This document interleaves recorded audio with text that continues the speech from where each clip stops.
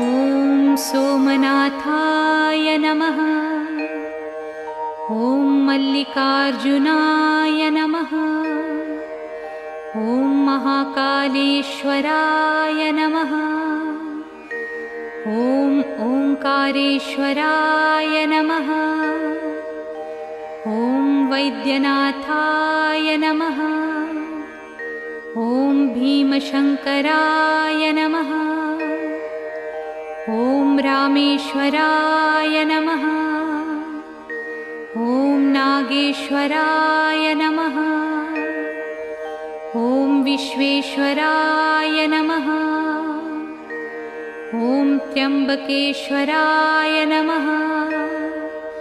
ॐ केदारेश्वराय नमः। ॐ भुस्मेश्वराय नमः।